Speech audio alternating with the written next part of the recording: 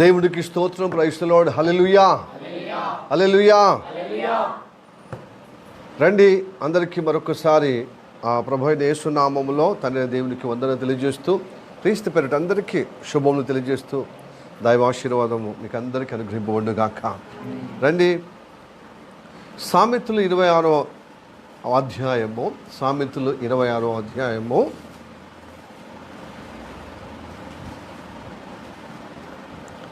12వ వచనం. సామెతలు 26వ అధ్యాయము 12వ వచనం చదవండి. తన దృష్టికి జ్ఞానిని అని అనుకుని వారికి అనుకున్న వానిని చూచితివా? వానిని గుణపరచుట కంటే మూర్ఖుని గుణపరచుట సులువు. ఈ వాక్యము మన వినికిడిలో దేవుడు ఆశీర్వదించునుగాక. ఆమేన్. చిన్న ప్రార్థన చేద్దామా? సామెతలు 26వ అధ్యాయంలో 12వ వచనము ద్వారా దేవుడు మనతో మాట్లాడటానికి కృప చూపించడానికి ప్రార్థన చేద్దాం. మికిలిగా ప్రేమిస్తున్న మా పరలోకమందున్న మా తండ్రికి వందనాలప్ప. ఇదిగో ఈ ఉదయ కాలంలో ప్రభువా ఏకుడు లేదుగో ప్రభు సిద్ధపరిచి ఇదిగో నీ పరిశుద్ధ బిడ్డల దగ్గరికి వరంగల్ సంఘానికి నడిపించలకే వందనాలు తండ్రి. ప్రభు వారి మధ్యలో ఉండి నేను గణపరిచే విధంగా నాకు ఇచ్చిన ఈ అవకాశాన్ని బట్టి వందనాలు తండ్రి. వారిని కూడా ప్రభు స్తోత్రము తండ్రి, నువ్వు దర్శించావని ప్రభు సంఘ కాపరిగా వచ్చినప్పుడు తండ్రి వారికి కూడా సంతోషము అయ్యా, ఉల్లాసం ఉందని నేను నమ్ముచున్నానయ్యా. అలాంటి మనసు కలిగిన వారందరికీ ప్రభు రక్త ప్రోక్షణ ద్వారా పరిశుద్ధపరచమని ప్రార్థన చేస్తున్నాం. అందరిలో ప్రభు స్తోత్రము తండ్రి, ఈ కార్యం జరుగుటకు వారి హృదయాన్ని సిద్ధపరచు, నీ వాక్యం వినటకు కృప చూపెట్టమని అయ్యా, గడిచిన వారమంతా నీ రెక్కల కింద కాపాడి సజీవులుగా ఉంచి ఈ ఆదివారంలో మరింతగా ప్రభు ధన్యకరంగా ధన్యజీవులుగా మలచుటకే ప్రభు నడిపించావని ప్రభు వారు విశ్వసిస్తున్నారని నమ్ముచున్నాను, వారు నమ్ముతున్నారని నమ్ముచున్నానయ్యా. అలానే హైదరాబాద్లో కూడా ప్రభు సంఘంగా కూడుకున్న బిడ్డలు ప్రత్యేకంగా ప్రభు వాళ్ళు కూడా దర్శిస్తున్నావని, వారిని కూడా ప్రభు గొప్పగా ప్రభావితం చేసే విధంగా ధన్యజీవులుగా చేస్తున్నందుకే వందనాలు. ఈ కార్యక్రమం చూస్తున్నవారు చూడబోతున్న వారందరికీ పరిశుద్ధాత్మ ద్వారా సంధించి నీ వైపున అయ్యా స్థలపరచబడే విధంగా, ఆకర్షింపబడే విధంగా, నీ ఆశీర్వాదంతో ప్రభు అభివృద్ధి పరచబడే విధంగా ఎలబెట్టుకుంటూ ఆలోచిస్తున్నాం. ఈ సమయంలో ప్రభు మా శరీరం ప్రాణం ఆత్మ నీకు అప్పచెబుతూ అందరిలో ప్రభు నీ కార్యం జరుగుటకు సహాయించం. నాలో మాలో అందరిలో ప్రభు నీ సేవకుని రక్తం ద్వారా పరిశుద్ధపరిచి సిలువ చాటును మరుగుపరుచుకొని నీ అభిషేకం ద్వారా నాతో మాతో దర్శించమని, నన్ను మమ్మల్ని దర్శించమని, నాతో మాట్లాడమని, మా అందరితో మాట్లాడమని ప్రార్థన చేస్తున్నానయ్యా. ప్రార్థన వినేందుకు ముందు యేసయ్య నామములో అడుగుచున్నాము పరమ తండ్రి. ఆమేన్, ఆమేన్, ఆమేన్. మంచి కూర్చుందాం. ఓకే, సామెతలు 26వ అధ్యాయము 12వ వచనమును ఫోకస్ చేద్దాము. తన దృష్టికి జ్ఞాని నన్ను కొను వానిని చూచితివా?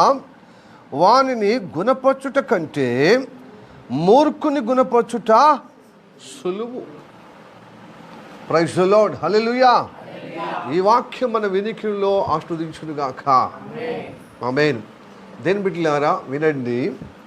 జ్ఞానిని అని అనుకున్న వారిని గుణపరచుట లేక అతన్ని ప్రభువులో బలపరచుట సాధ్యం కాదు అంటున్నాడు ఈ సామెతల్లో ఉన్న భక్తుడు.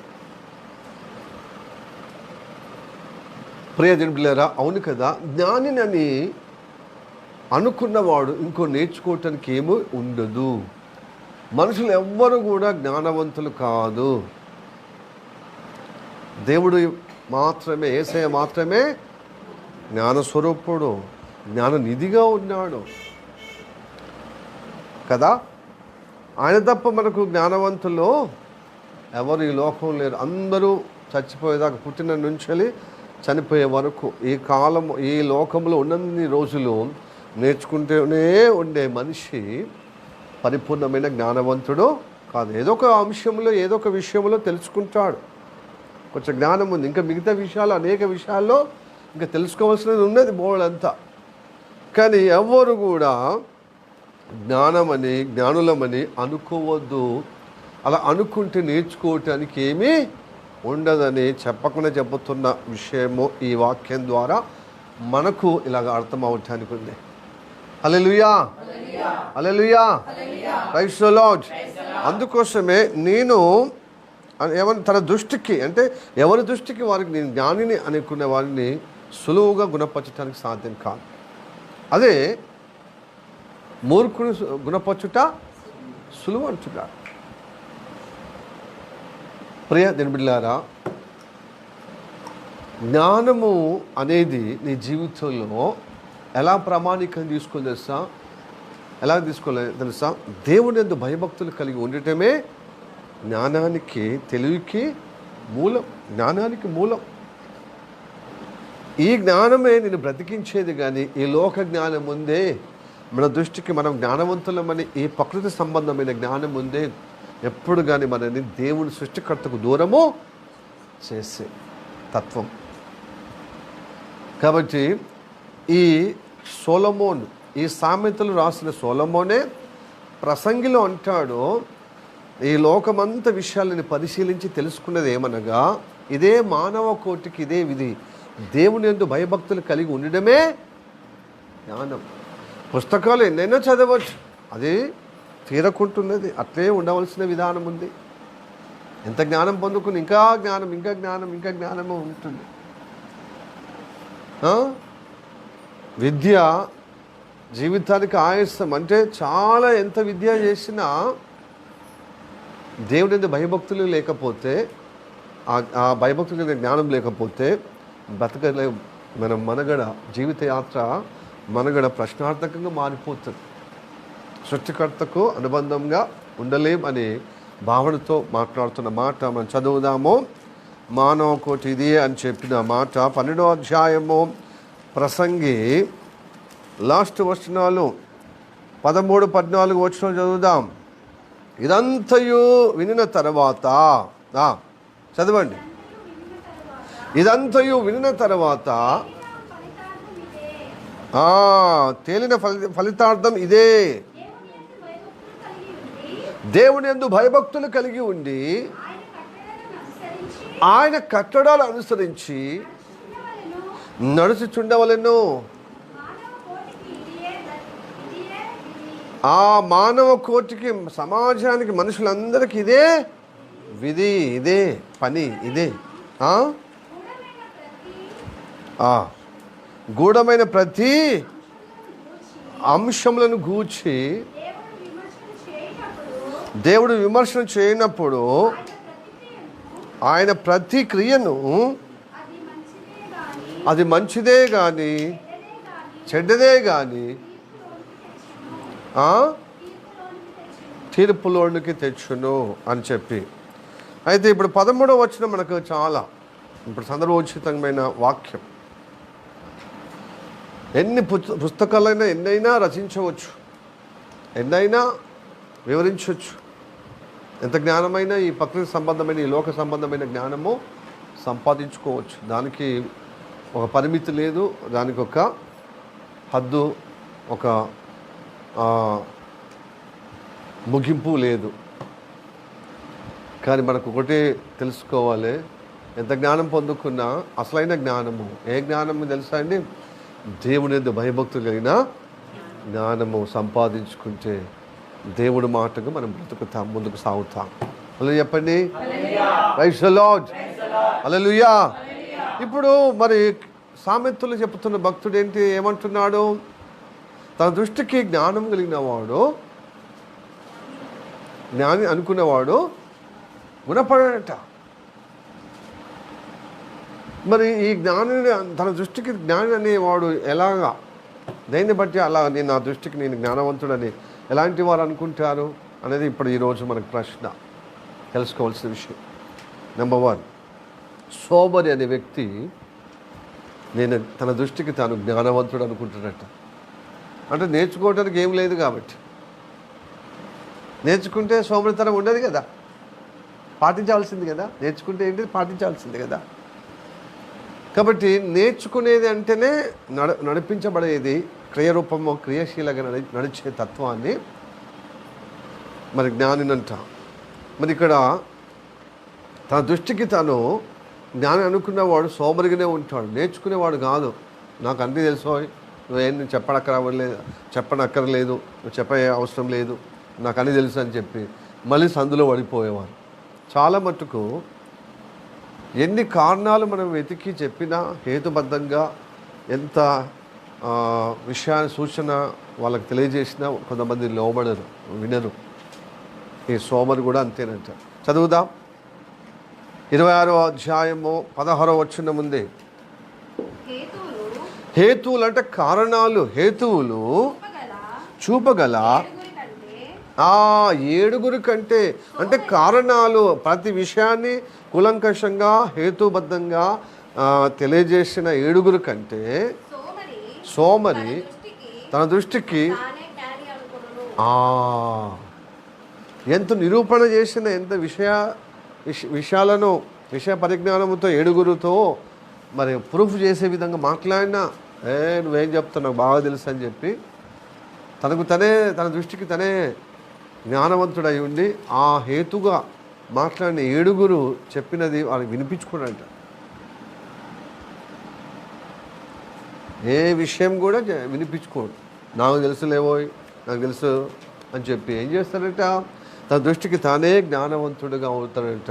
అందుకోసం వానికి సోమరి, ఏం పని చేయడు అని తెలుసు అని చెప్పి అట్లనే తన జీవితము మార్పు చేర్పు లేకుండా ఎక్కడ వేసిన గొంగలి అక్కడనే ఉన్నట్లుగా ఛాందస్తగా తన జీవితంలో ఎదుగు బొదుగు ఉండదు, అట్లనే ఉంటాడు. సోమరి లక్షణం. వింటున్నారా? ఎవరైనా బిడ్డలారా? చదువు అంటే చదువు ఉండదు, భక్తి అంటే భక్తి ఉండదు, ఎదుగు బొదుగు ఉండదు. ఎందుకంటే ఎన్ని నిరూపణలు చెప్పినా హేతు అంటే ఏంటిది? హేతు అంటే కారణాలు, విషయ సూచనలు ఆ నిరూపణగా చెప్పినా, అంటే 7 అంటే సంపూర్ణంగా చెప్పినా, 7 పనిగట్టుకుని చెప్పినా వినరట. ఎవడు? సోమరి. తన దృష్టికి తనే జ్ఞానవంతుడు అనుకొని గుణపడడు అంటున్నాడు. హల్లెలూయా. నేర్చుకుంటే పాటించవలసి వస్తుంది కదా. అందుకు సోమరుడు నేర్చుకోకపోగా ఏమంటాడు? తన దృష్టికి తానే జ్ఞానవంతుడని. నంబర్ 1 సోమరుడు. ఎంతమంది ఈ పగటి కాలంలో ఎంతమంది సోమరుడు? సోమరుడి నీ స్థితి మారాలి. నీ సోమరిగా లేను అని చెప్తే, నేను సోమరిగా లేను అంటే బద్ధకస్తులు. ఇప్పుడు మన భారతదేశంలో బద్ధకస్తులు, నిరుద్యోగంలో ఉన్నవారు పొద్దందాకా అనగా పొద్దు ఎల్లబుచ్చే విధంగా, కాలం ఎల్లబుచ్చే విధంగా ఊకే సెల్ ఫోన్లో, ఇంటర్నెట్లో, ఇన్స్టాగ్రామ్లో ముఖం పెడతారని భారతదేశంలో ఉన్న అత్యున్నత న్యాయస్థానమైనటువంటి జడ్జిగా ఆయన నోరు జారినట్టుగా మొత్తం సోషల్ మీడియాలో, ఇన్స్టాగ్రామ్లో, అలాగనే ఎలక్ట్రానిక్ మీడియాలో చెప్పినప్పుడు బగ్గుమంది అన్నమాట యువత అంతా. వాళ్ళు సోమరులు ఉన్నారు. మరి మేము అన్నీ సద్యోగము అర్హత కలిగినటువంటి చదువులో అర్హత, ఉద్యోగం కోసము మేము అర్హులమై ఉన్నాం. కానీ మాకు ఉద్యోగం ఇస్తే కదా, ఉపాధి లేదు, సెల్ఫ్ ఎంప్లాయీ మీరు కల్పిస్తలేరు, ఒక లోన్లు ఇస్తలేరు, ఉద్యోగము కల్పిస్తున్నది అన్నారు, లేదు. మరి మేమేం చేసేదని అట్లా పుట్టుకొచ్చిందే CJP, కాక్రోచ్. అనగా కాక్రోచ్ లాగా నిరుద్యోగులు, కాక్రోచ్ లాగా బద్దకస్తులు అన్నాడు. అవును, కాక్రోచ్ మీకు తెలుసా? జిల్ల పురుగు, బొద్దంకలు చీకట్లోనే ఉంటాయి. అవి ఎట్లా చిన్నగానే పోతాయి. మనకు తెలియకుండా మన బట్టలు, మన వస్తువులను ఇబ్బంది చేసి తినే ఆహారము కిచెన్లో ఉంటాయి, చీకటి డార్క్ ప్లేస్లో ఉంటాయి.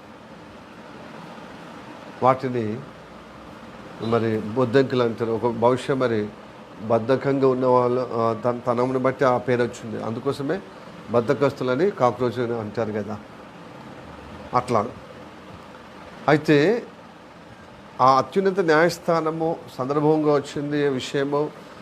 వాళ్ళు ఆల్రెడీ యువకులందరూ సమాజంలో, భారతదేశంలో మొత్తము ఏమైపోయారు? అలసిపోయారు. వాళ్ళు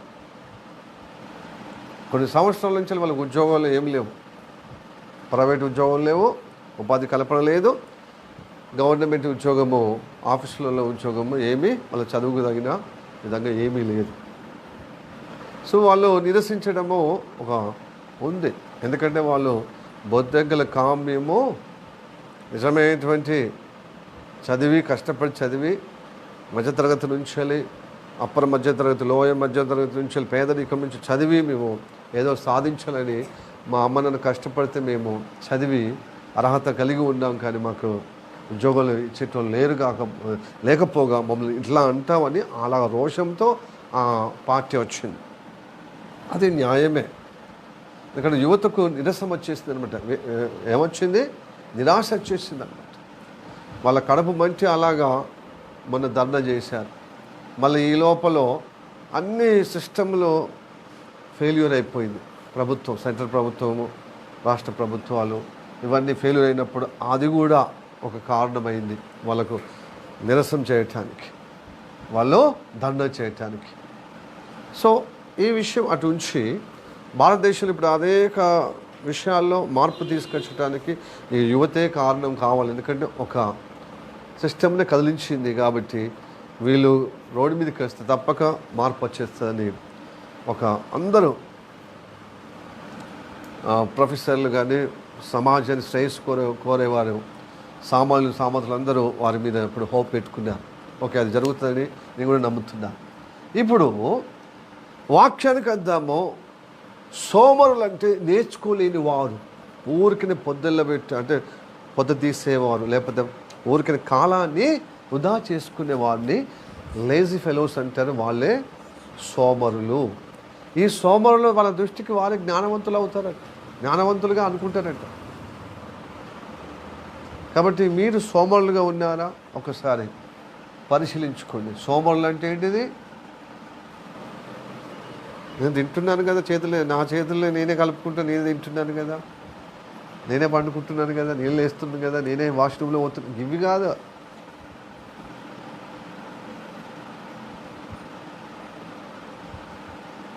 పని పాట ఒక గురి లేకుండా, ఒక దరి లేకుండా, ఒక చదువు సంధ్య లేకుండా, పని పాట లేకుండా వాళ్ళ దృష్టికి చెప్తే వినరు, వారికి తోచదు.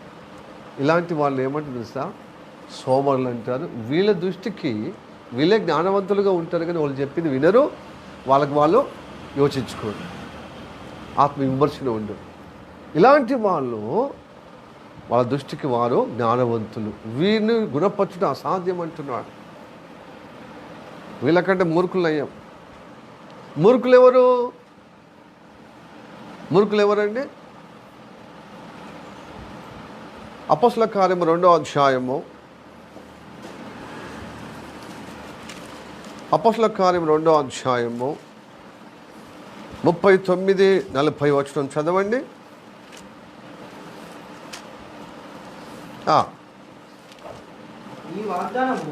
ఈ వాగ్దానము మీకును మీ పిల్లలకును దూరస్తులందరికీ అనగా ప్రభు అయిన మన దేవుడు తన యొద్దకు పిలిచిన వారు అందరికీ చెందునని వారితో చెప్పాను.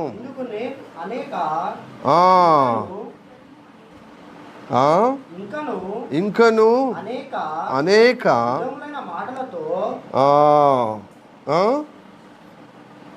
ఓకే 40 వచనం చదవండి.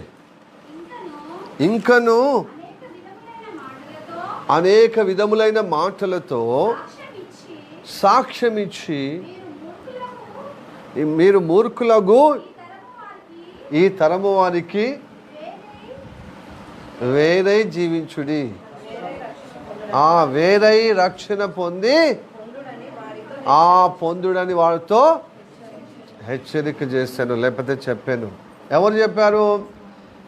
పేతురు భక్తుడు సువార్త చెబుతున్నాడు. పెంతెకోస్తు దినాన 10 రోజులు ఉపవాస ప్రార్థన అనంతరము పరిశుద్ధాత్మ దేవుడు భూమి దిగి వచ్చి 120 మంది మేడగదిలో ఉపవాసం ఉన్నారు. యేసయ్య అహరోనుడిగా అయిపోయిన తర్వాత ఆకాశానికి ఎక్కిపోయిన అనంతరము మరి 10 రోజులు ఉపవాసం ఉండి ఆ మేడగదిలో పరిశుద్ధాత్మను పొందుకొని ఆ మేడగదిలో 120 మందిలో పేతులేసి సువార్త చెబుతున్నప్పుడు ఇంచుమించు 3000 మంది విని వాళ్ళ మనసు నొచ్చుకొని గాయపడి నేను నిజంగా యేసయ్యను నమ్ముకోవాలి, మారు మనసు కలిగి పాప క్షమాపణ నిమిత్తం బాప్తిసం తీసుకొని దేని బిడ్డలుగా నేను సాగిపోవాలని చాలామంది ముందుకు వచ్చారు. దాదాపు 3,000 మంది. మరి వాళ్ళను హెచ్చరిక చేస్తున్నారు అన్నమాట. ఇదిగో ఈ వాగ్దానము మీకును మీ పిల్లలకును మీ సమీపస్తులకు అందరికీ ఇది పాటించాలి. ఎలా పాటించాలి? ఇప్పుడు ఏదైతే చెప్తున్నా అది పాటిస్తూనే ఈ మూర్ఖతరమైన వీటితో పాటు అనేక సంగతులు చెబుతూ ఈ మూర్ఖతరమైన ఈ తరము నుండి ఈ మూర్ఖతరమైన ఈ తరము నుండి మీరు వేరే జీవించమని ఉన్నది. మూర్ఖ వచ్చింది కదా అక్కడ కింద బాటంలో ఏంది ఫుట్నోట్లో వంకర మార్గము. ఎస్, మూర్ఖులు అంటే ఎవరు చెప్పండి? ఈ లోకమంతా వంకర ఉంది. ఈ లోకమంతా వంకర జీవితమే కదా. ఎక్కడ స్టార్ట్ అయింది వంకర? దేవుడు సృష్టించిన వంకర కాదు. దేవుడు అన్నిటి సవ్యంగా ఇది మంచిదని సృష్టించాడు తన నోటి మాట ద్వారా. అయితే మానవుడే తిన్ననైన దేవుని మార్గము, చక్కని మార్గం వదిలిపెట్టి సాతాను మాట, ఆ యొక్క అపవాది మాట, నాశనపాత్ర అయినటువంటి సాతాను ఆ చీకటి మాట మానవుడు విని వంకర తీసుకొచ్చుకున్నాడు. తన బ్రతుకంతా వంకరపోయి చక్కగా ఉన్న బ్రతుకునంతా దయ్యం మాట విని దేవుని విరోధి అయినటువంటి సాతాను మాట విని వంకర అయిపోయాడు. అట్లాగా ఆయన కడుపున పుట్టిన మానవ జాతి యావత్తు ఆదాము నుంచి మొదటి మానవుడి నుంచి వచ్చిన యావత్ ఈ ప్రపంచం అంతా వంకర జీవిస్తుంది. ఈ వంకర జీవిస్తున్నటువంటి దేవుని మార్గంలో లేకుండా వంకర అంటే నాశనానికి నరకానికి పోయేటువంటి నడుస్తున్నారు. ఏ కులములో ఉన్నా, ఏ మతంలో ఉన్నా మానవ కల్పించుకున్న పద్ధతులన్నీ ఎక్కడికి పోతున్నాయి? సాతాను వైపున, అనగా వంకర వైపున పోతున్నాయి. అందుకోసమే దేవుని నుండి పొందుకున్న మరి అభిషేకమో పరిశుద్ధాత్మ ప్రభావం కలిగి ఏమంటుంది తెలుసా? క్రీస్తు నామములో మీరు మారు మనసు పొందుడి, పాప క్షమాపణ నిమిత్తము యేసయ్య నామములో బాప్తిసము తీసుకుని ఈ వాగ్దానం మీకును మీ పిల్లలకును మీ సమీపస్తులకు అందరికీ ఇది వాగ్దానము మీరు పాటించాల్సిన వారుగా ఉన్నారు. వాగ్దానం మీకు చెందినది అయి ఉన్నది. ఈ తరము నుండి మీరు వేరై జీవించి దేవుని రాజ్యానికి స్థిరపరచబడండి. ఆ స్థిరపరచుటకు అపోస్తల బోధ, సహవాసము, రొట్టె విరుచుట, ప్రార్థన యందు ఎడతెరిపి లేకుండా కొనసాగండి. మీ బ్రతికినన్ని రోజులు యేసయ్య రాకడ సమీపించిన కొలది మీరు ఎక్కువ చేయమని వాళ్ళను అప్పుడే 2000 సంవత్సరాల నుంచిలే హెచ్చరిక చేయడం మొదలుపెట్టారు. సువార్త తెలియజేస్తూ ప్రియదేవులారా, మూర్ఖతరం అంటే వంకరతనము. ఇప్పుడు తన దృష్టికి జ్ఞానవంతుడు గుణపరచడం కంటే, జ్ఞానవంతుడు అనుకునే వాడిని గుణపరచడం కంటే ఇదిగో సులభంగా గుణపరచుట మూర్ఖులకు గుణపరచుట సులభం. అదే కదా వాక్యము. ఓకే, తన దృష్టికి జ్ఞానం అనుకొను వానిని చూచితివా, వాని గుణపరచుట కంటే మూర్ఖుని గుణపరచుట సులువు. తన దృష్టి జ్ఞానవంతుడిని గుణపరచుట కంటే మూర్ఖుని గుణపరచుట సులువు అంటున్నాడు. హల్లెలూయా. అంటే ఈ వంకరలో ఉన్న లోకమునికి సువార్త చెబితే వాళ్ళు సులభంగా, మనమందరం ఒకప్పుడు వంకర వాళ్ళమే కదా. ఏదో కులంలో, ఏదో మతంలో, ఏదో ప్రాంతంలో ఉన్నాం. మనమందరం వంకరలోనే ఉన్నాం. మానవ జాతి అందరూ ఉన్నట్టు మనం కూడా ఉన్నాం. అయితే క్రీస్తు ప్రేమ వచ్చినప్పుడు, సేవకులు భక్తుల ద్వారా సువార్త విన్నప్పుడు ఆ వంకరతనము నుండి ఇదిగో గుణపరచబడి దేవునికి వెంబడిస్తున్నాం. హల్లెలూయా, ప్రైజ్ ది లార్డ్, హల్లెలూయా. అలాగా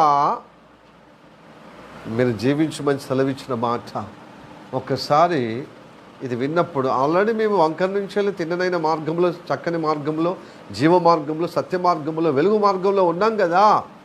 మళ్ళీ మనకి ఈ వాక్యం ఎందుకంటే ప్రియదేవులారా, ఈ మార్గంలో నడిచిన వాళ్ళు కూడా సోమరులుగా తయారవుతున్నారు. భక్తి జీవితం లేకుండా వాళ్ళకు తోచిన విధంగా జీవిస్తూ దేవుడు చెప్పినట్టుగా గుణపడతలేరు. మొట్టమొదటిగా మూర్ఖతరం నుండే బయటకు వచ్చినాం, వంకర నుండే బయటకు వచ్చినాం.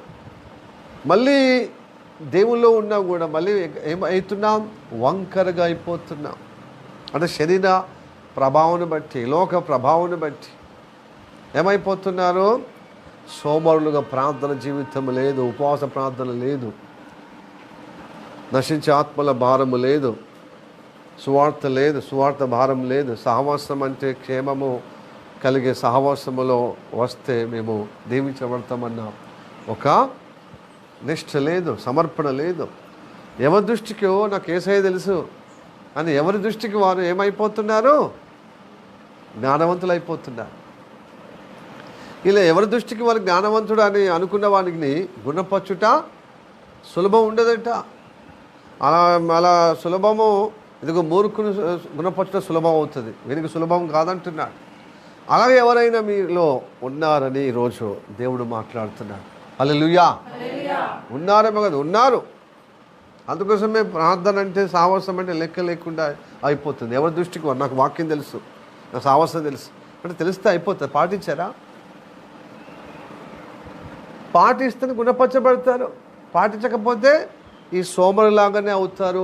ఎవరి దృష్టికి వారు జ్ఞానవంతులుగానే ఉండిపోయి అసలు గుణపరచడానికి ఉండదు, గుణపరచుకోరు. నాకు అన్నీ తెలుసు వాక్యాలు అంటే ఆదివారం వెళ్తే తెలిసినట్టేనా? మీరు మా జీవితాలు మార్చుకొని గుణపరచుకొని చక్కపరచుకోవటానికి కాదా? చెప్పండి. హల్లెలూయా. చాలాసార్లు చూశాను సహోదరులు, నేను దేవుడి సేవ చేస్తున్నా అని చెప్పి నేను చాలా అనాథాశ్రమంలో లేకపోతే వృద్ధుల ఆశ్రమంలో నేను ఇన్ఛార్జిగా ఉన్నాను నేను అని చెప్తారు. వాళ్ళ నోట్లో ఏముంటుంది? పాన్ పరాకో లేకపోతే ఏంటిది విమల్ గుట్కా తింటారు. అదేంటి అంటే ఒక అలవాటు. మరి ఇలా నీ శరీరం దీనికి ఆలయం అని నీకు తెలియదు అంటే నాకు అన్నీ తెలుసు. చెప్పింది వినరు, దాని నుంచి బయటికి రారు. వీళ్ళు సోమరులుగా తయారవుతారు. వాళ్ళ దృష్టికి వాళ్ళు జ్ఞానవంతులు. ఎవరో తల్లిదండ్రులు కష్టపడి దేవుని నమ్ముకుంటారు, వాళ్ళ కడుపున పుట్టిన వాళ్ళు ఏమైపోతారు? వాళ్ళు అయ్యో మా కష్టం నా పిల్లలకి రావద్దని చెప్పి పిల్లలు గారాబంగా పెంచితే ఆ భక్తి చూసి చూడినట్టుగా వదిలిపెడితే ఏమైపోతారు? రాను రాను వాళ్ళు ఏమైపోతారు? సోమరులుగా తయారవుతారు. పని పాట లేకుండా ఏదో ఉన్నా చదువు సంధ్య కూడా అరకొర అది వారికి కూడా ఉపయోగం ఉండదు, కుటుంబానికి కూడా అది ప్రత్యేకత ఉండదు. ఇక అదో అటు ఇటు చూసి కొంచెం పెళ్ళి చేస్తారు కదా. వాళ్ళకి పెళ్ళి అయిన తర్వాత సెట్ కాడా, పెళ్ళి అయితే సెట్ కాదా అన్నట్టుగా చూసి నలుగురు ఎలా చేస్తారో అలానే చేస్తారు. చేసిన తర్వాత ఏమవుతుంది? ఇప్పుడు భార్య భర్తలకు ఒకరు మంచుకుంటే ఒకరు వ్యతిరేకం ఉంటుంది. వాళ్ళ దృష్టికి వాళ్ళు ఇప్పుడు భార్య చెప్తే వినడు, 10 మంది అంటే నమ్మకమైనటువంటి దేవుని భక్తులు చెప్తే వినరు, ఇంకెవరైనా జ్ఞానవంతులు చెప్పినా వినరు. దేవుని భయభక్తులు కలిగిన వారు జ్ఞానవంతులు చెప్పినా వినరు, సేవకులు చెప్పినా అసలుకే వినరు. ఎందుకంటే నాకు అన్నీ తెలుసు, నేను ఇది చేసిన అది చేసిన చెప్పడమే గొప్పగా. నాకు ఆ పాస్టర్ తెలుసు, ఈ పాస్టర్ తెలుసా? ఆ పాస్టర్ నన్ను రమ్మని నన్ను మా మినిస్ట్రీలో సేవ అంటే సేవ అంటే ఏంటిది? అంతే సులభం అయిపోయింది అనమాట సేవ అంటే. ఒక కంపెనీలో పనిచేసినట్టుగా ఎట్లా పడితే అట్లా ఉండొచ్చు, సేవ చేయొచ్చు. ఏందండి సేవ చేయడం అంటే? నువ్వు గుణపడాలి. దేవుని యొక్క దేవుని చిత్త ప్రకారం నువ్వు గుణపడితేనే దేవుడిని నువ్వు అంగీకరిస్తావు. హల్లెలూయా, ప్రైజ్ ది లార్డ్. ఒక భక్తుడిగానే నువ్వు అంగీకరింపబడతావు. నువ్వు సేవకుడు ఎలా అంగీకరింపబడతావు? ఎలా నువ్వు ఎన్నుకోబడతావు? దేవుడు ఎలాగ నిన్ను పిలుస్తాడు? హల్లెలూయా. మారు మనసు పొంది పాపక్షమాపణ బాప్తిసం తీసుకొని సంఘములో సావసము కలిగి ప్రభుబల్ల కార్యక్రమంలో పాలు పొందు ప్రార్థనలో ముందుకు సాగుతూ భక్తి కలిగి ఉంటే దేవుడు అప్పుడు పిలుచుకుంటాడు. సంఘము కూడా అదే ఈయన చాలా ఒక ప్రత్యేక భక్తి చేస్తున్నాడు, ఈమె భక్తి చేస్తుంది. నిజంగా వీళ్ళు సేవకులు అయితే ఇంకా గొప్పగా అనేకులు దీవెనకరంగా ఉంటారు. కొన్నిసార్లు సంఘస్థులు సైతం విస్మయం పొందే విధంగా జరుగుతుంది. కొంతమంది దేవుడికి పిలవాడు అంత భక్తి చేసిన, ఎందుకంటే ఆ కుటుంబానికి సంఘానికి క్షేమం కలిగే విధంగానే బ్లెస్సెడ్గానే నిలబెడతాడు. కానీ దీని పిలుపు లేకుండా సేవ చేస్తే అది ఎప్పటికైనా ప్రమాదకరంగా పరిస్థితి ఎదుర్కోవటానికి తప్పదు. చాలామంది పాస్టర్లు నలుగురికి సువార్త చెప్తే ఆయన దగ్గరికి వస్తే కొంచెం లీడర్గా లేకపోతే ఒక అధికారిగా ఉండి వాళ్ళ బాగోగుల కోసం ప్రార్థన చేస్తే విలువిస్తారు, లేకపోతే గౌరవిస్తారు, మంచిగా తిండి పెడతారు, మంచిగా కానుకలు ఇస్తారని చాలామంది పులిని చూసి నక్క బుద్ధి ఉన్నవాళ్ళు పులిని చూసి నక్క వాతలు పెట్టుకున్నట్టుగా అయిపోతున్నారు సంఘం. చాలామంది అలాంటి నకిలీ పాస్టర్స్ తయారవుతుంది. ఒకళ్ళు చూసి సేవ చేయడం కాదండి, దేవుడు స్వతహాగా నేను పిలవాలి. అసలు నీకు మారుమనస్సు ఉందా?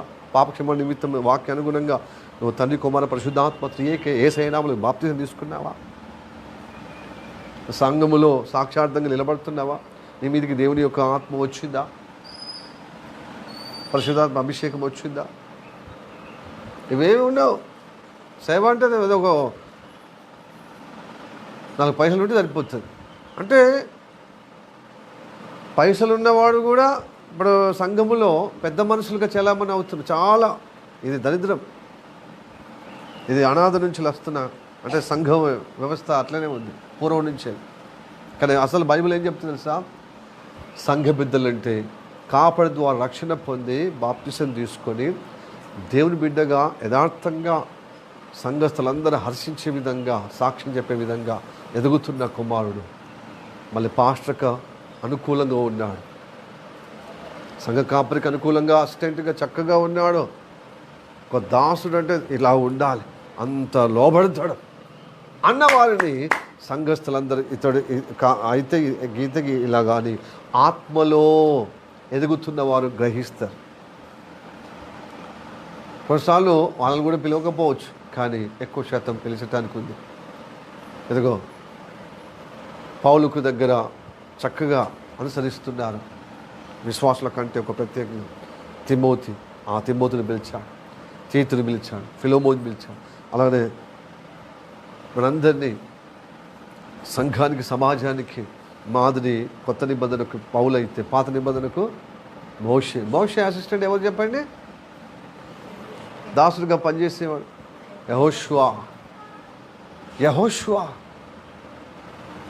యెహోషువ దేవుడు పిలిచాడన్నమాట.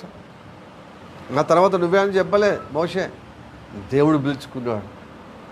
ఇతర కంటే నమ్మకస్తుడు ఇంకెవరు? తన సేవకుడికి నమ్మకంగా ఉంటాడు, సమాజానికి నమ్మకంగా ఉంటాడు, సంఘానికి నమ్మకంగా ఉంటాడని దేవుడు పిలిచి నీకు బదులుగా అతన్ని హస్తనిక్షేపణ చేయమని. ఇది ఇట్లాంటి వాళ్ళను సంఘములో సంఘ పెద్దలుగా నియమించారు. ఎందుకంటే రాబోయే కాలములో అతను పాస్టరు ఇంకో సంఘములో నిలబడటానికి. ఇప్పుడు సంఘ పెద్దలు అంటే ఏంటిదంటే డబ్బు ఉన్నవానికి, మాటకారు ఉన్నవానికి సంఘ పెద్దలు. సంఘ పెద్దలు అంటే కాబోయే వర్తమాన సేవకుడు అండి. రేపు ఇంకో సంఘానికి వెళ్తాడు, పంపిస్తే వెళ్తాడు సువార్త కోసం మిషనరీగా. అయితే అప్పటిదాకా అసిస్టెంట్గా ఆ పెద్ద కాపరి, అసలైన కాపరికి అసిస్టెంట్గా ఉన్నారు. వాళ్ళను సంఘ పెద్దలు అనాలే వాక్యానుసారమైన విషయంగా చూస్తే.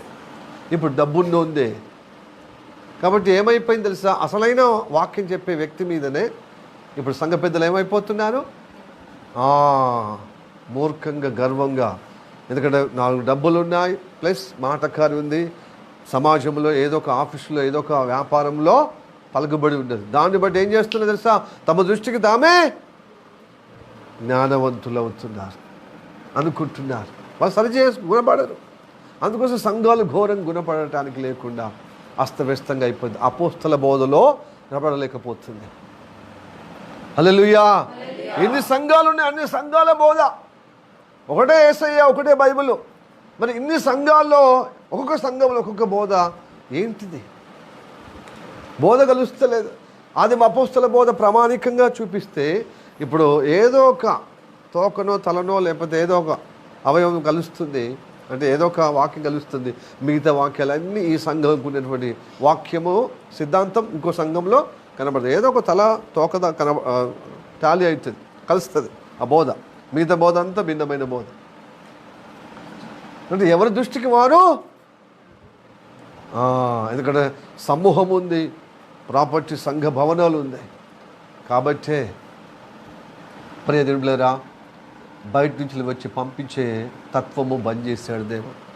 ఫారిన్ కాంట్రిబ్యూషన్ రెగ్యులేషన్ యాక్ట్ బంద్ చేపిస్తున్నాడు దేవుడు. నేను ఎప్పటి ఉందో 17 సంవత్సరాల క్రితం అపోస్తల బోధ విన్నా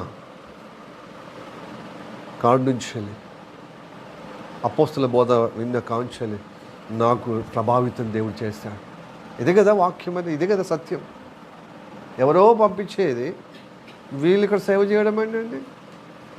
వీళ్ళే సమయము, దేహము, ధనము ఖర్చు పెట్టి సేవ చేయాలి. వాళ్ళ సేవ చేసినప్పుడు వాళ్ళ ద్వారా రక్షణ పొందిన వాళ్ళ ద్వారా సంఘం నడవాలి. ఆ సంఘం ద్వారా పోషింపబడలేదు సేవకు.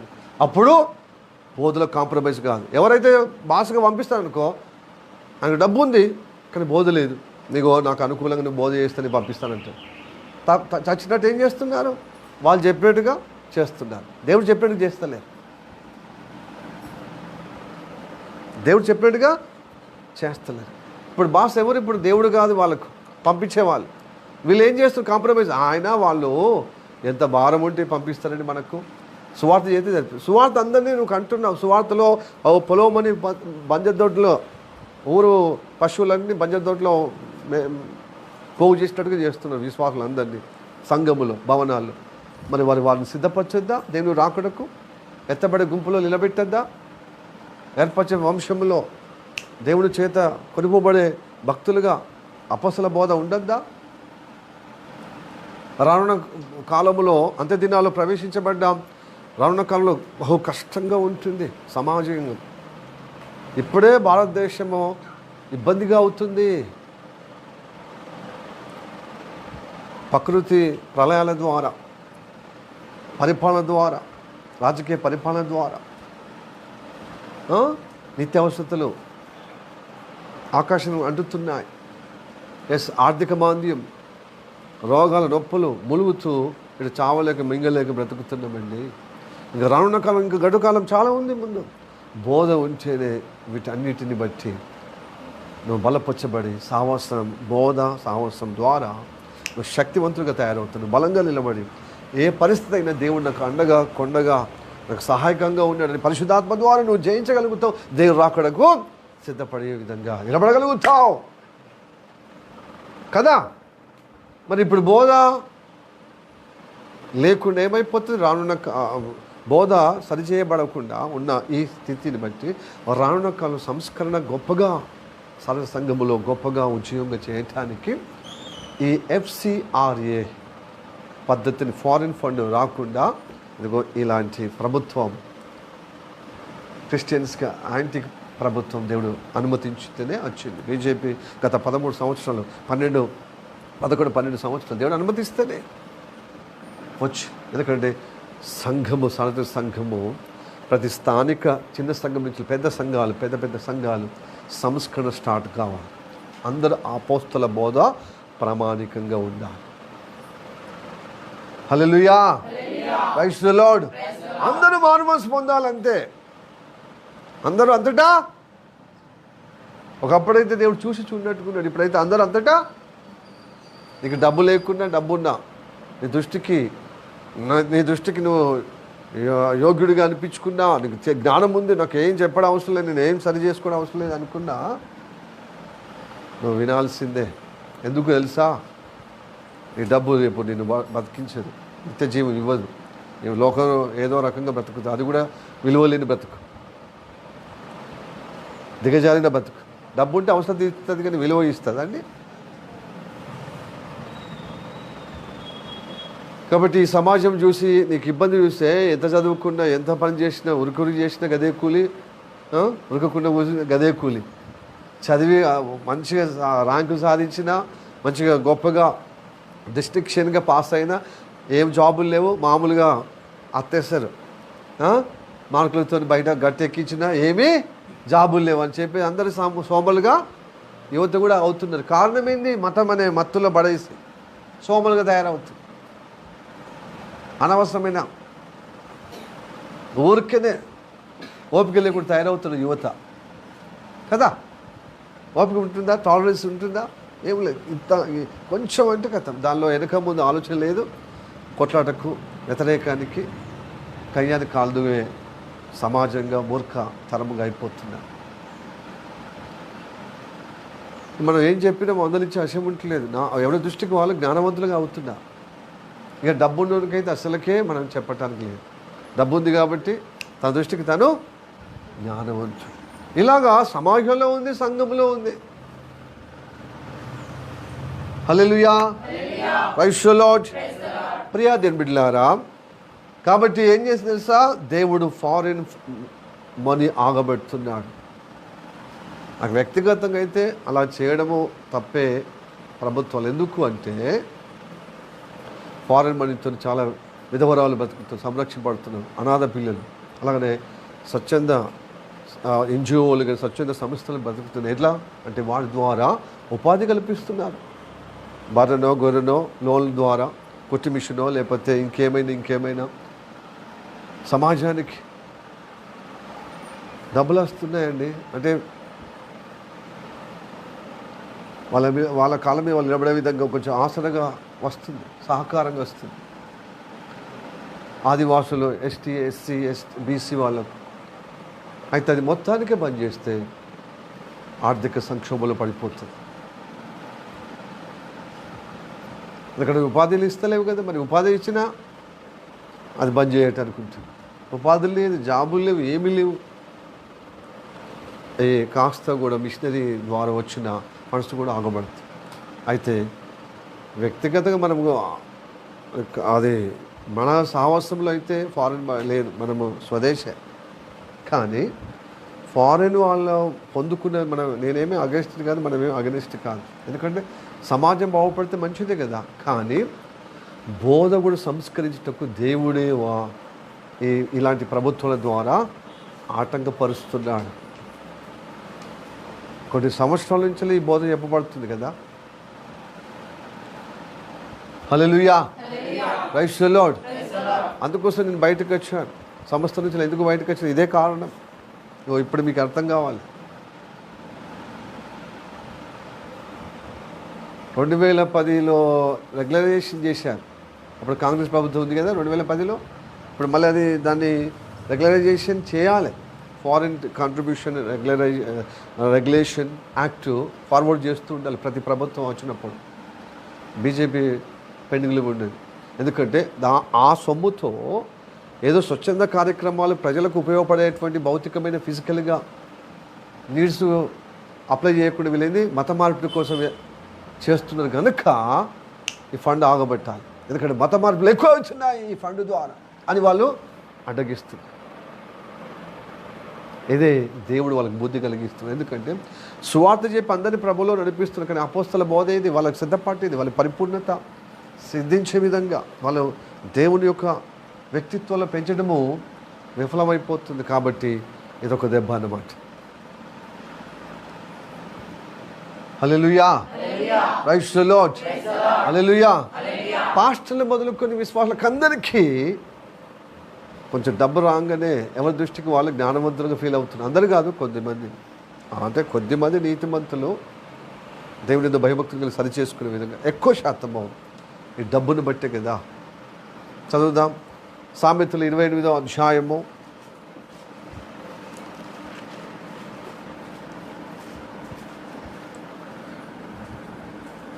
11వ వచనం. ఐశ్వర్యవంతుడు తన దృష్టికి తానే జ్ఞాని, వివేకము గల దరిద్రుడు వానిని పరిశోధించు. వివేకము గల దరిద్రుడు పరిశోధిస్తాడు, వానిని పరిశోధించుకుంటాడు.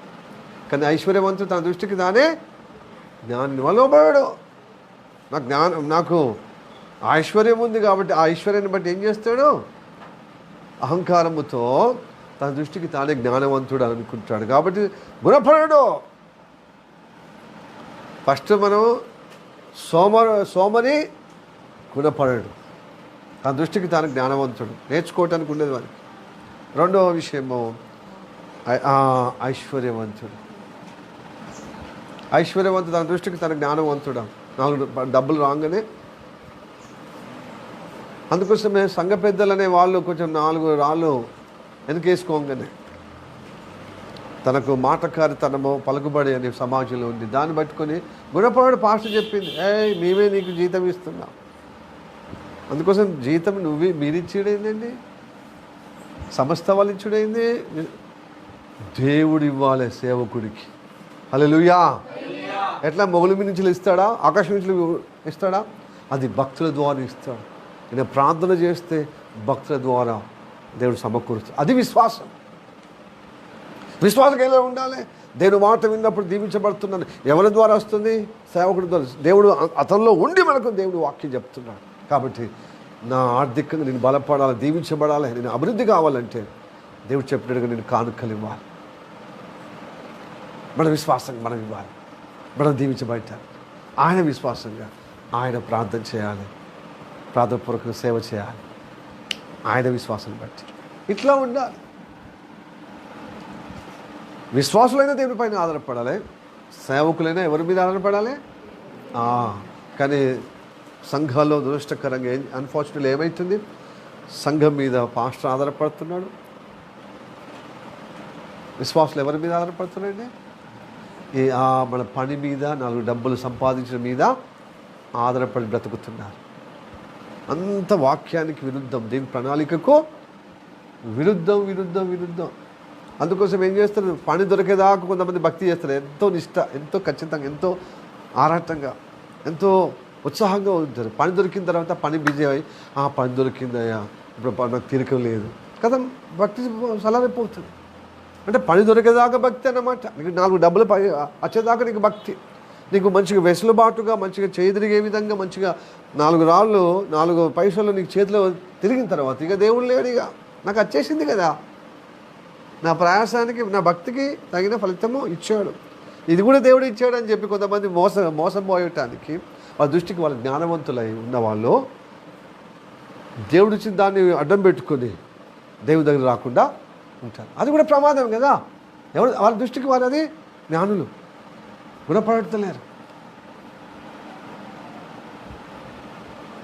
ప్రియా నిర్బిడ్లారా, ఎవరి దృష్టికి వారి జ్ఞానులని అనుకుంటే మనం గుణపడమో, మోసపోతామో.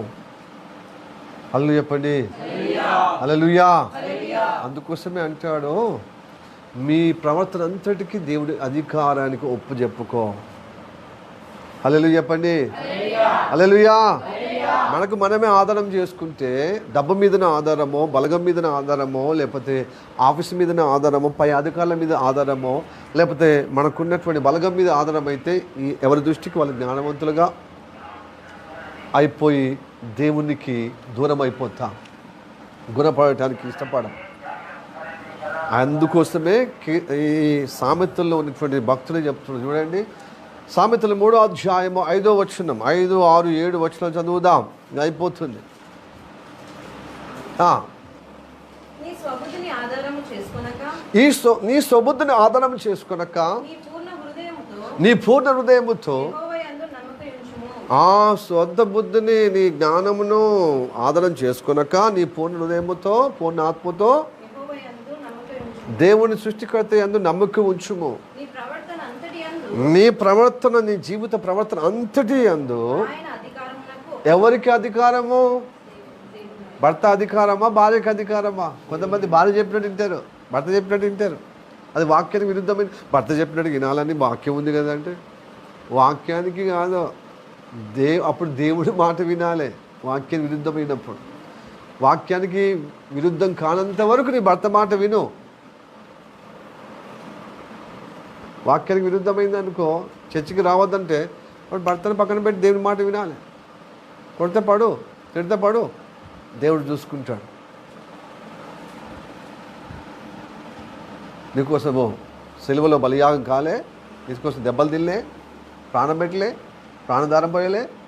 మరి నువ్వు ప్రయాసపడకుండా అంటే ఊరికేనే వస్తే నీకు ఫలితం ఉంటుందా? నువ్వు ఇంత కష్టంతో కూడా ఇస్తే ఆ భక్తికి విలువ ఉంటుంది, నీకు ఆశీర్వాదం తప్పక ఉంటుంది. ఆ కొట్టిన వ్యక్తి రేపు పశ్చాత్తాపడి నీ కాళ్ళ మీద పడతాడు. అంత గొప్ప పరిణితి చేసే గొప్ప దేవుడు మన మధ్యలో ఉన్నాడు. హల్లెలూయా చెప్పండి, అంత గొప్ప దేవుడు.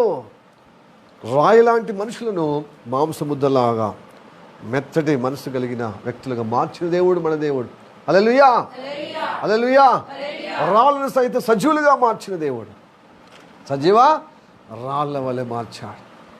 మనమందరం ఒకప్పుడు రాళ్ళమే కదా, కఠినాత్ములు. రాళ్ళు అంటే ఏంటిది?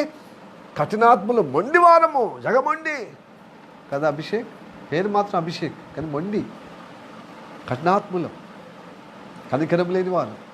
కానీ అలాంటి వాళ్ళు సైతము మాంసము గుండెగా మనం దర్శించి ఆశీర్వదిస్తాడు కదా. హల్లెలూయా. ఆయనకు లోబడతా, ఆయనకు లోబట్టేట్టుగా చేసుకుంటాడు.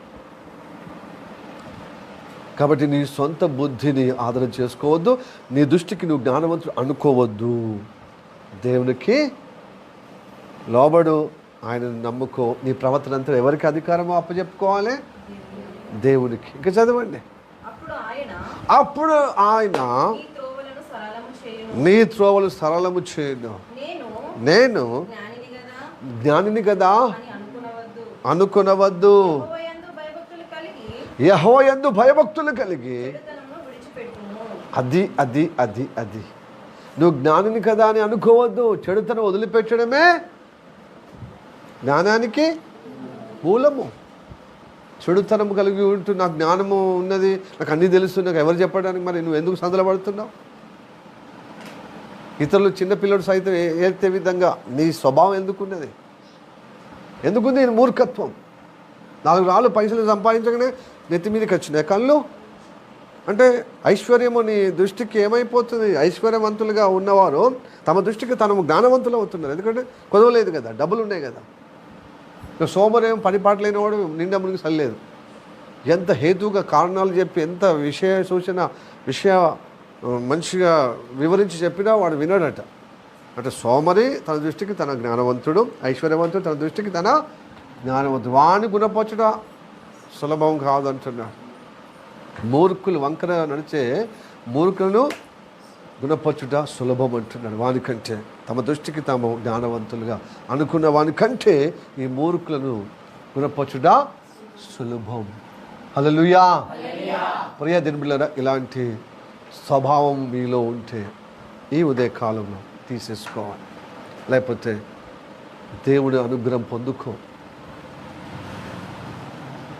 దేవుడి అనుగ్రహము పొందుకో. ఒకవేళ వంకర నడిచినా పర్వాలేదు.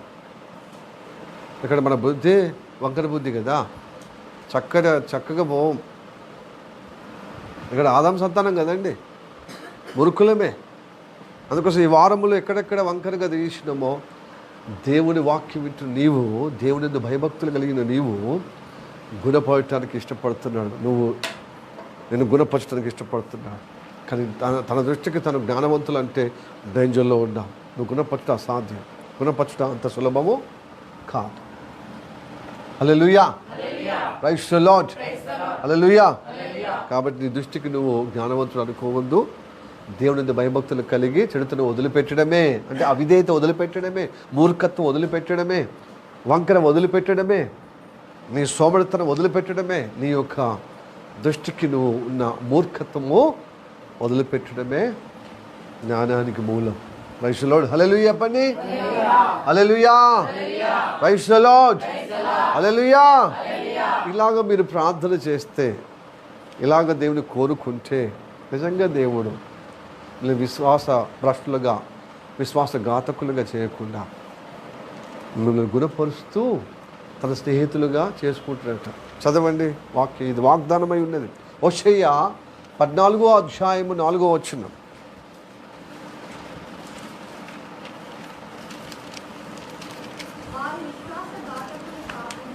వారి విశ్వాసులు ఘాతకులుగా కాకుండా నేను వారిని గుణపరిచేదను.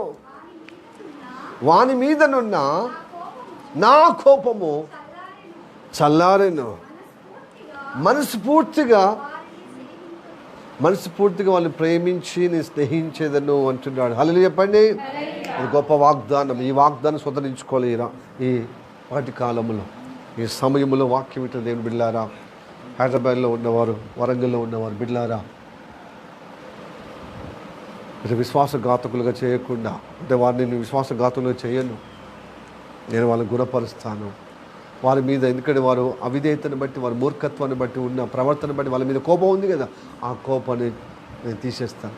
ఆ కోపం యేసయ్య మీద పెట్టి, ఇదిగో వాళ్ళని ప్రేమిస్తూ స్నేహంగా వాళ్ళతో నేను ఉంటాను, నేను స్నేహిస్తాను, గుణపరిచి నేను స్నేహితులుగా వాళ్ళతో నేను ఉంటాను అంటున్నాడు దేవుడు. హలో చెప్పండి, హల్లెలూయా, ప్రైజ్ ది లార్డ్.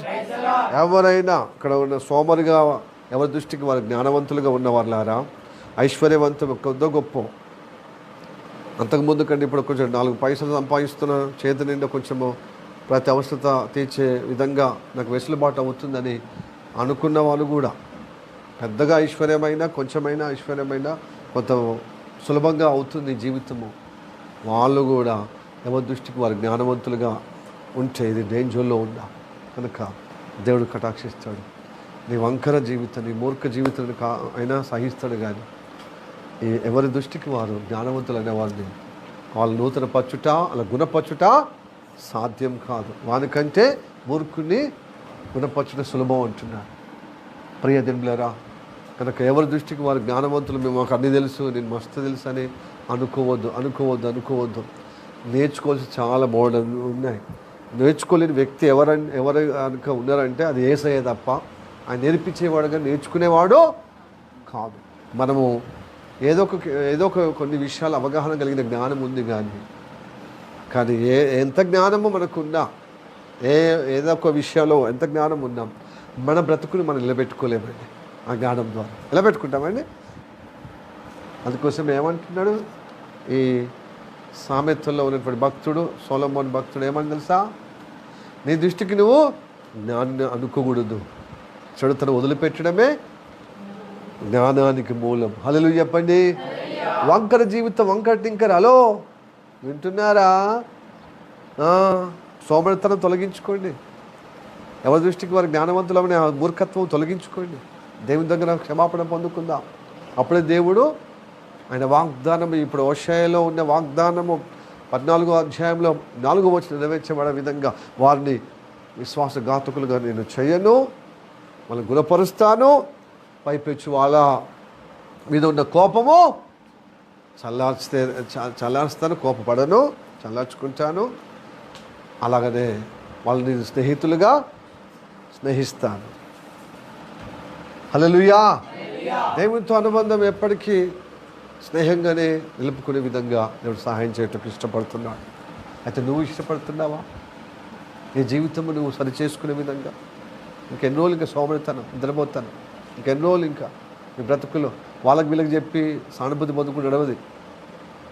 హలో, ఎవరి కష్టాలు వాళ్ళకు ఉన్నాయి, ఎవరి నష్టాలు వాళ్ళకు ఉన్నాయి, ఎవరికి లోపాలు వాళ్ళకు ఉన్నాయి, ఎవరి కొరతలు వాళ్ళకు ఉన్నాయి. అక్క నీకన్నా ఒకటే రోలు, కానీ నాకైతే మధ్యలో ఒక్కరికి మించిన ఒకరి కష్టాలండి. ఎవరికి వారు అనుకుంటారంటే అబ్బా నా కష్టం ఇంకోలకు ఉంటే వాళ్ళని సహించలే. అందుకోసం అంటారు కదా, కష్టం వచ్చినప్పుడు నా కష్టం పగవానికి కూడా నా కష్టమే తెలుసుకుంటలేవు, ఎదుర్కొంటలేవు, ఇంకా పగవానికి కూడా రావద్దట. కింతంత అక్కనో లేకపోతే అన్నయ్యనో లేకపోతే అంకుల్నో ఆంటీనో లేకపోతే పెద్దల్లో చిన్నలో ఏదన్నా పరిచే మాటలు లేకపోతే మనం బాధపరిచే మాటలు వాళ్ళని మనం క్షమించాం, ఇంకా భగవాన్ దాకా పోతాం మనం కదా. నా పట్ల అమర్యాదగా ప్రవర్తించాడు ఆ వ్యక్తి, నన్ను గాయపరిచాడు, అందరి ముందట నన్ను ఇన్సల్ట్ చేశాడు, నన్ను ఈ విధంగా అనొచ్చా అని చెప్పి వాళ్ళని క్షమించాము. కానీ నా కష్టం భగవానికి కూడా రావద్దని ఎన్ని నిట్టూర్పులు, ఎంత బాధ, ఎంత వేదన కదా రజని కదా. పక్కనే క్షమించాం, ఇంట్లోనే క్షమించాం. నువ్వు చేయబట్టి నా జీవితం ఇలా అయింది అలా అయిందని చెప్పి సమస్య తరబడి మౌనరథం ఇంట్లో ఇద్దరుండి, అవునా కాదా? మటన్ చికెన్ మంచిది దంచి కొడతాం, కానీ అక్క తమ్ముడికి పడుతుంది, తమ్ముడికి అక్కను పడుతుంది, అక్క చెల్లెలు అక్కకు చెల్లెకు ఇలా ఎవరికి ఉన్నా వారికి ఉన్నది. వాళ్ళు ఏమనుకుంటే నేను ఇట్లా అవుతాను నేనేమనుకున్నానా, ఏదో నాకు సపోర్ట్ అవుతారని అనుకుంటే నాకు కలిగినటువంటి కీడు మీకు కూడా వచ్చేసింది. ఎవరి వైపున వాళ్ళు సమర్థించుకునే విధంగా వాదం కదా. మరి ఇప్పుడు మాట్లాడకపోతే పరిష్కారం దొరుకుతుంది చెప్పు. ఈ జ్ఞానం ఇంకోసారి అయ్యో పిలిస్తే పోవద్దు, పోతే మాత్రం బాధ్యతగా ఉండాలి. అది జ్ఞానం నేర్చుకోవాలి అంటే ఒక్కొక్క బాధతో మనం పాఠం నేర్చుకోవాలి. అందుకోసం పిల్లకాయలకి ఏం తెలుసు, ఉండేది దెబ్బ. ఒక్కొక్క దెబ్బలు తాకితే మనకు బొడస వచ్చినప్పుడు, మన గాయం వచ్చినప్పుడు నేర్చుకోవాలి దాంట్లో. ఓహో ఇట్లా ఉంటే గోతులో పడిపోతుంది, ఘోరంగా పోతుంది. ఏమంటారు కదా, 4 మంది బట్టి 4 పోయినట్టుగా ఏదో సపోర్ట్గా ఏదో ఆడ సర్దిద్దుకున్నామని పోతే ఆ సమస్య మొత్తం ఇప్పుడు నాకే ఎక్కువ అయిపోయింది. అదే కదా, దీనిలో ఏం లేదు. కుటుంబం అన్నప్పుడు తగాదాలు వస్తాయి, భార్య భర్తలు ఇబ్బంది, మాట కలిసి ఉండవలసింది, ఓర్చుకోవాల్సిన, లోబడాల్సిన విధానము, తగ్గించుకోవాల్సిన విధానం ఉంటుండగా ఎవరికి వారు ఈగో అయ్యి మాకు బలగం లేదా, నాకు ఇంటి వాళ్ళు లేరా అని చెప్తే ఇంటి వాళ్ళు ఉన్నారు కానీ నీతో పాటు ఇంటి వాళ్ళని కూడా ఏమైపోవడం, ఆ సంక్షోభాల సమస్యలో దింపడమే. ఇప్పుడు ఏమైపోయింది, కాస్త ఉన్న అనుబంధం, అనురాగం ఏమైపోయింది, అందరికీ మనస్తాపం, ఒకరికొకరు క్షేమం కోరుకోలేనటువంటి విధంగా సొంత తోబుట్టు అది. ఇలా సాతాను ఇలా చేస్తాడనమాట. ప్రియదేవులారా, కాబట్టి నేడని సమయంలో ఎవరి దృష్టికి వారు మేము జ్ఞానవంతులము, మేము తోపులము, తురుములము అనుకోవద్దు. చెప్తే వినండి, కొంచెం గుణపడండి. ఆ గుణపడకనే ఇదంతా చేతులారా మన జీవితాన్ని బొగ్గుపాలు చేసుకుంటున్నాం.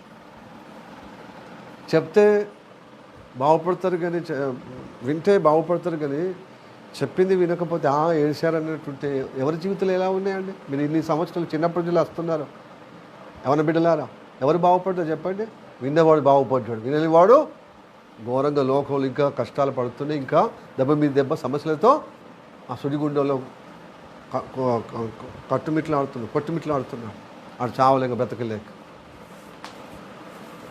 కనుక దేవుడు క్షమించడానికి ఇష్టపడుతున్నాడు. అయితే నువ్వు గుణపడు, సరిదిద్దుకో నీ జీవితాన్ని.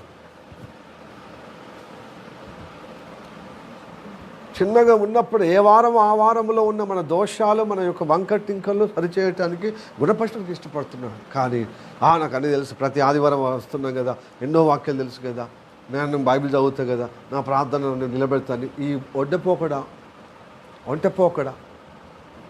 పోద్దండి.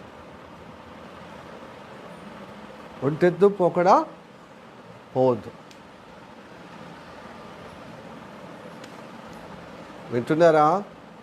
కాబట్టి ఇలా పోతే మాత్రము చాలా దేవుడి కోపం మీ మీద ఉంటుంది.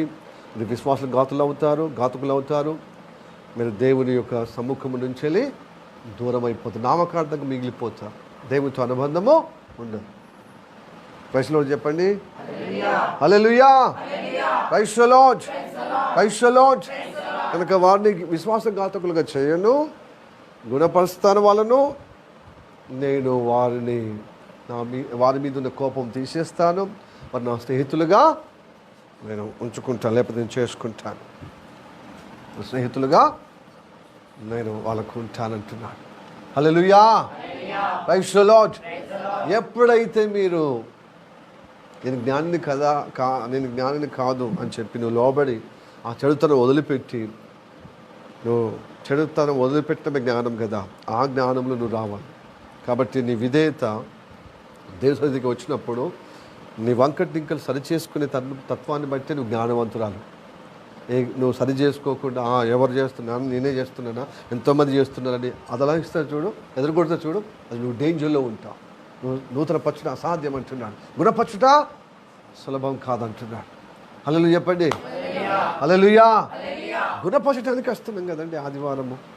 మనమందరము ఏదో ఒక విషయంలో దారి తప్పిన వారమే, అవిధేయత వారమే, మూర్ఖులమే, టింకర్లుగా బతికి వంకర మాటలు వస్తాయి. అప్పుడప్పుడు భర్త మీద, భార్య మీద, తల్లిదండ్రుల మీద, పిల్లల మీద, తోబుట్ల మీద, మన స్నేహితుల మీదనే అప్పుడప్పుడు మాట దొలుతుంది అనమాట. ఏదో ఒకటి అనబోయి ఒకటి జారిపోతుంది. తర్వాత నాలుక ఖర్చుకొని అట్లా కాదు అంటే వాళ్ళు అదే పట్టుకుంటారు. ఇక అవునా కదా? ఎంతమంది మనం గాయపరచబడి వాళ్ళని కూడా గాయపరిచే విధంగా అయిపోయింది మన మాటల ద్వారా, మన చేతుల ద్వారా. వాళ్ళు ఎంత కప్పిపుచ్చినా అట్లా కాదు, నా ఉద్దేశం ఇది అన్నా కూడా లేదు నువ్వు మాట అన్నా నాకు అర్థమైపోయింది. వాళ్ళు వీళ్ళు అంటే నేను ఏమో అనుకున్నా, కానీ ఇప్పుడు నా స్వయంగా నువ్వు నాతో మాట్లాడినప్పుడు ఆ మాట నచ్చింది అని చెప్పి గోరంత దాన్ని కొండంతలాగా పరిస్థితులు కాలేవా? ఇరుగు పొరుగు వారి మధ్యలో కానీ, నీ స్నేహితుల మధ్యలో కానీ, బంధువుల మధ్యలో కానీ, కుటుంబంలో. ఎందుకంటే మనం వంకర మాట్లాడేవారము, నోరు జారుతుంది, కాలు జారుతుంది, వంకర నడవడి.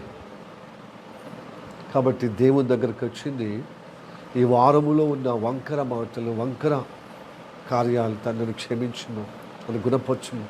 నీ బిడ్డలుగా నిలబెట్టుమయ్యా. నీ విశ్వాసఘాతకులు ఉండొద్దు, నా దృష్టికి నేను జ్ఞానవంతులుగా ఉండొద్దు అయ్యా. నీ అందు భయభక్తులు కలిగి చెడుతను వదిలిపెట్టడమే జ్ఞానానికి మూలము. ఆ జ్ఞానం నాకు కావాలి. నా ప్రవర్తన అంతటికి నువ్వే అధికారిగా ఉండి, నా బుద్ధిని ఆధారం కాకుండా నువ్వు చెప్పిన వాక్య బుద్ధితో నడిపించమని. ఇలాంటి భక్తి జీవితం, ఇలాంటి సమర్పణ మన జీవితం కావాలి. అప్పుడు మనం ఎదుగుతాం, దైవ ఆశీర్వాదంలో నిలబడతాం. అలా చెప్పండి, హల్లెలూయా, ప్రైజ్ ది లార్డ్. మనమందరం సంతోషం ఉండడమే దేవునికి ఇష్టం. అందుకోసమే సంతోషం లేని ఈ లోకానికి నుండి వేర్పరిచి మనం రక్షించాడు.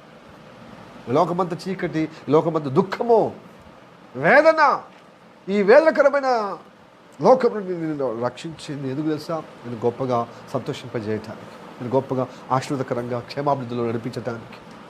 ప్రియ దేవుని బిడ్డలారా, నువ్వు జ్ఞానిని నీ జీవితం నువ్వు బొగ్గుపాలు చేసుకోవద్దు. చూడు, నువ్వు నాకు అంత తెలుసు అని చెప్పి నీ ఇష్టానుసారంగా బ్రతికితే ఏమొచ్చింది? దుఃఖమా, సంతోషమా? చెప్పండి. దుఃఖమే, బాధనే, వేదనే. ఇప్పటికి చెప్తాను కదా, చిన్నప్పుడు అమ్మ నాన్న చెప్పినట్టుగా వింటే నాకు ఈ గత వచ్చేది కాదు. వాళ్ళు చదువుకోమని అన్నప్పుడు, బడికి పోమన్నప్పుడు వాడికి పోతే అయిపోతుండే. నేను వెళ్ళకుండా స్నేహితులతోనే మధ్యలో కాడ కలిసి ఆట ఆడి ఆ తాత్కాలికమైన సంతోషము ఇప్పుడు తెచ్చుకుని చదువు సంధ్య లేకుండా ఘోరంగా అయిపోయింది. ఇప్పుడు కష్టాల పాలు అవుతున్నా అంటారు కాదా? వాస్తవం కాదా? అలాగనే మంచి చదువుకున్న వాళ్ళు, మంచి ఉద్యోగము, సద్యోగము, ఏదో ప్రైవేట్లో, గవర్నమెంట్, కానీ వాళ్ళకు కూడా అపరాధం ఉంది. వాళ్ళకు కూడా ఏముంది? నొచ్చుకుంటున్నారు. ఎందుకు? సమాజం మిగతా వాళ్ళతో పోల్చుకుంటే. నేను ఇంకా మంచిగా అమ్మ నాన్న చెప్పినట్టుగా, పెద్దలు చెప్పినట్టు చేస్తే నాకు ఈ స్థితి వచ్చేది కాదు. ఇంకా కొంచెం బెటర్ పొజిషన్ వచ్చేది.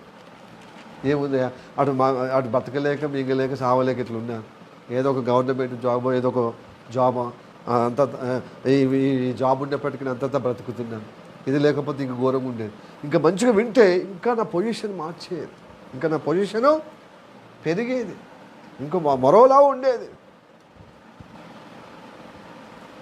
భక్తులకైతే పాస్టర్ చెప్పినట్టుగా, పాస్టర్లో కూడా దేవుడు చెప్పిన మాటలు వింటే నాకు ఎంత బాగుండేది. బాల్యం నుండి దేవుడు నన్ను పట్టుకున్నాడు, నన్ను మంచిగా దర్శిస్తున్నాడు. ఆయన మాటలు ఫస్ట్ నుంచి పాస్టర్ ద్వారా చెప్పబడిన దేవుని మాటలు వింటే నా బ్రతికి ఇంకోలాగా ఉండేది, ఒక ప్రత్యేకతగా ఉండేది. హల్లెలూయా, ప్రైజ్ ది లార్డ్. ఇలాగ అయిపోయింది నా జీవితం. ప్రారంభంలో మంచిగానే సండే స్కూల్కి పోయిన పాస్టర్, కానీ మధ్యలో లోకరీతి వైపు చూసినప్పుడు నేను కూడా ఎందుకు ప్రేమించకూడదు, నేను కూడా ఎందుకు ప్రేమలో పడద్దు అని చెప్పి ప్రేమ దోమ అన్నాను. ఇప్పుడు లాస్ట్కి వస్తే ఇబ్బంది అయిపోయింది. మళ్ళీ దేవుని దగ్గరికి వస్తేనే నా జీవితము క్షేమంగా ఉంది, లేకపోతే ఇంకా అదోలాగా ఉంది. లేదా మీలో కొంతమందికి కాదా? అవునా కాదా? హల్లెలూయా.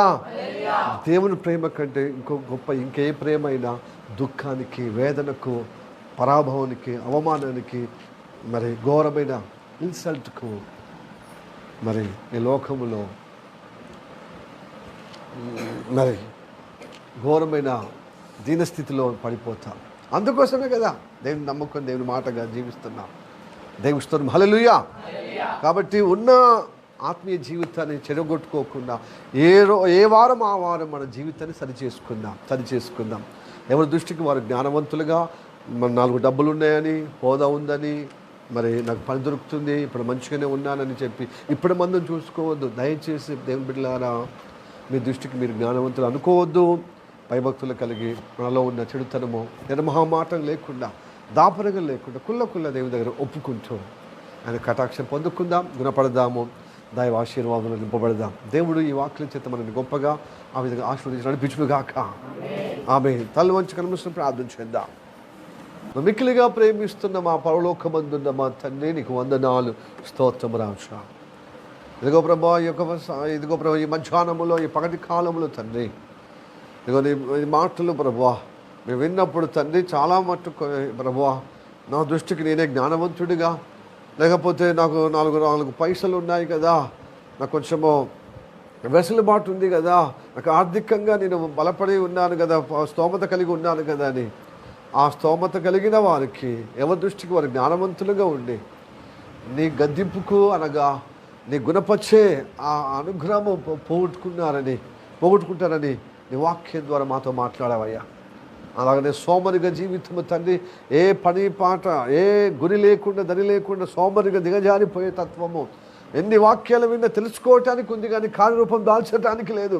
ఎన్ని నిరూపణలుగా ఎన్ని హేతుబద్ధంగా చెప్పినా ఇదిగో ప్రభువా ఎంతమంది చెప్పినా ప్రభువా వినిపించుకోలేకుండా ప్రభు ఎవరి దృష్టికి వారు ఇదిగో జ్ఞానవంతులు అయితే అది కూడా ప్రమాదం అసలు విచ్చుకున్నా కనుక ప్రభు ఇదిగో ప్రభు ఈ పగటి కాలంలో ఈ సమయంలో సేవను మరుగుపరుచుకుని నాతో మా అందరితో మాట్లాడిన దేవా ప్రభు స్తోత్రం తండ్రి. గుణపరచుము తండ్రి, నా అవిధేయతను గుణపరచుము, నా మూర్ఖత్వం గుణపరచుము, నా వంకను గుణపరచుము, నా గుణమును గుణపరచుమయ్యా, నా జీవితాన్ని గుణపరచుము, నా ఆత్మీయ జీవితాన్ని గుణపరచుము తండ్రి. ప్రభు నీ యందు భయభక్తులు కలిగే జీవితం నాకు కావాలి. విశ్వాసఘాతకులుగా తయారు కాకుండా మీ యందు ప్రభు ఆయా గుణపడే విధంగా నీ కోపం మా మీద లేకుండా ప్రభు నీ కటాక్షము ఉండుటకు సహాయం చేయండి. ఎంతమంది అయితే కోరుకుంటున్నారో వారి మీద కోపము తీసేసి నువ్వు కనికరము చూపే దేవుడము, నువ్వు స్నేహితులుగా ప్రభు వాళ్ళని మలుచుకునే దేవుడము, నీ స్నేహితులుగా ఉండాలి తండ్రి, నీ స్నేహశీలిగా ఉండాలి తండ్రి. కనుక మమ్మల్ని ఎదుగు ప్రభోహం అయ్యా నీతో అనుబంధము కలిగే జీవితము, ఆ బ్రతికే జీవితం కలుగుటకు నన్ను గుణపరచమయ్యా, మమ్మల్ని గుణపరచము తండ్రి అని ఎంతమంది అయితే ప్రార్థనకు ఏకీభవిస్తున్నారో వారందరూ గుణపరచబడుతురు గాక. నీతో అనుబంధము కలిగి నీతో స్నేహితులుగా ప్రభు నీ నిబంధనలో ప్రభోహ అనగా ప్రభు స్తోత్రము తండ్రి, నీ జీవంలో పాలొందే విధంగా ఆ ఆశీర్వాదం పొందే విధంగా నిలబెట్టమని ప్రార్థన చేస్తున్నాం. మా శరీరం ప్రాణమాత్మనికి అప్పచెబుతూ ఈ వంకర టింకర జీవితం నుండి విడిపించుము, మూర్ఖత్వం తొలగించుము, మా దృష్టికి మేమే జ్ఞానవంతులుగా ఉన్నటువంటి ఆ టెంపరితనము, ఆ గర్వము, అహంకారము తొలగించమని ప్రార్థన చేస్తున్నాం. మమ్మల్ని తగ్గించుకుని నామని హెచ్చిస్తూ యేసే నామములో ప్రార్థించి అడుగుచున్నాము పరమ తండ్రి. Amen amen amen. May the God bless you. Praise the lord.